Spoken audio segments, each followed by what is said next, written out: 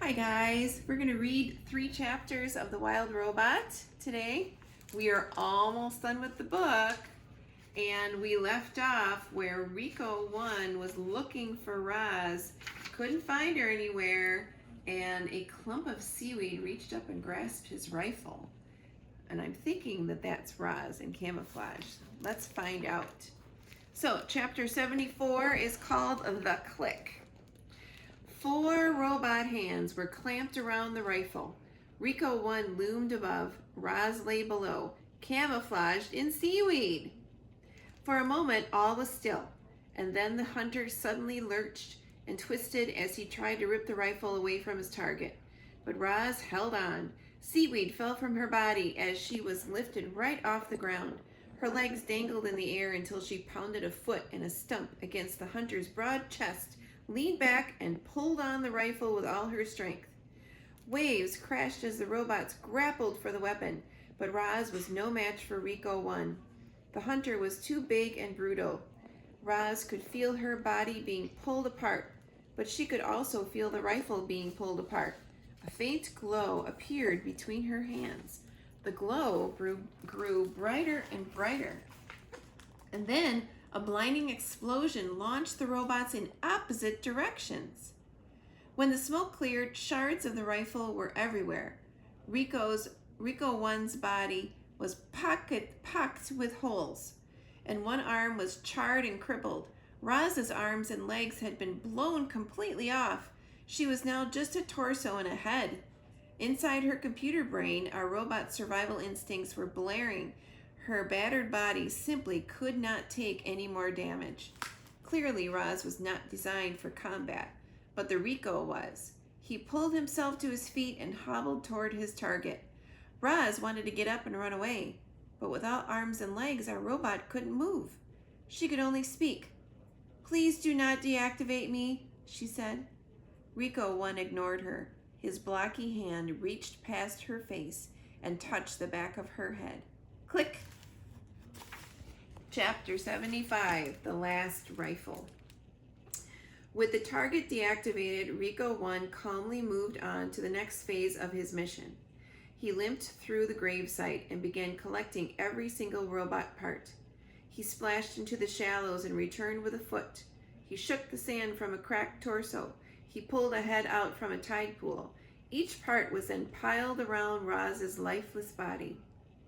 Brightbill watched in horror as his mother slowly disappeared under a pile of parts. Roz looked just like the dead robots, but she wasn't dead. She had simply been shut down. "Don't do it, Brightbill," the flock tried to stop their leader. "It's too dangerous." But the goose was determined to bring his poor mother back to life. Brightbill crouched low to the ground and slowly moved toward the pile of robots. And when Rico 1 limped away to collect another part, Brightbill sprinted over the rocks, pushed past arms and legs, and squeezed into the pile. Click! A muffled voice echoed across the shore.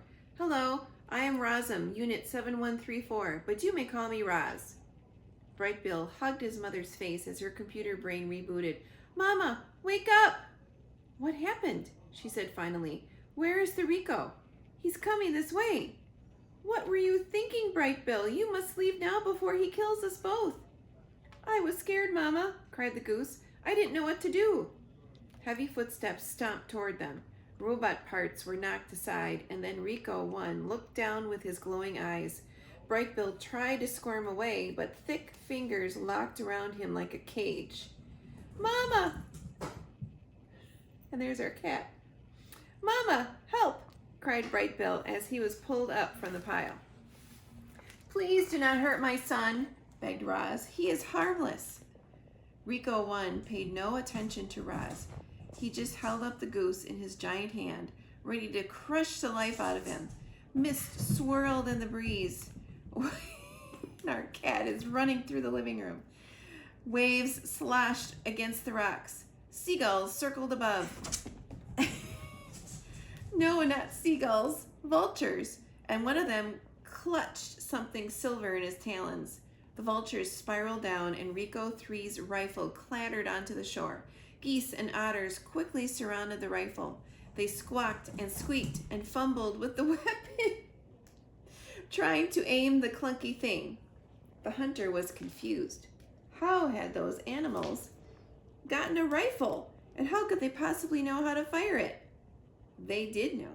The geese had seen a trigger pressed before. A beam of light briefly flashed through the gloom. At first it seemed as if nothing had happened, but a moment later, Rico 1's chest began glowing a brilliant orange, and then it was melting and oozing down his front, and soon there was a wide gaping hole in the middle of his torso. His hand suddenly unclenched, and Brightbill fluttered away. Seawater sprayed over the gravesite, and steam hissed up from the Rico's scorching hot guts. He shook and twitched and collapsed beside Roz. Our cat behind the cameraman is going a little crazy. He's fine now. He was up on the window. He's okay. Collapsed beside Roz. Rico 1 turned his face to Roz and spoke in a quiet, garbled voice. More Ricos will come for you, and if you destroy them, still more will come. The makers will not rest until all missing robots have been retrieved. When? When will they come? Said Roz. How long do we have? You can still be fixed, Roz. Go to the airship. Bring all of the robot parts with you. The ship knows what to do. His voice went silent. His eyes went dark. Rico 1 was dead. Chapter 76, The Broken Robot. Geese and otters were bustling all around Roz.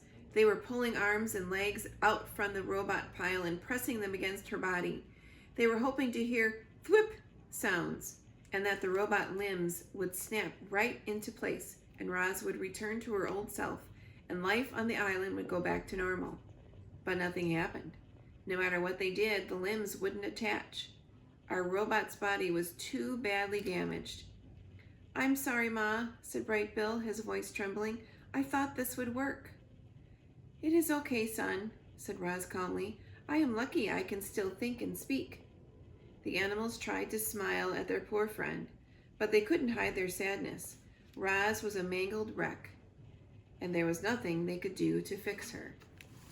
The robot wanted to be strong for her son and her friends. She wanted to ease their worried minds and tell them everything would be fine. But Roz knew that everything would not be fine. She looked down at her broken body. Then she looked up at the geese and the otters and said, I will need some help getting home. And that is where we are going to end. Oh boy. Tomorrow we will read the conclusion of The Wild Robot. Tomorrow will be the end of our book. So I will see you then. Bye-bye.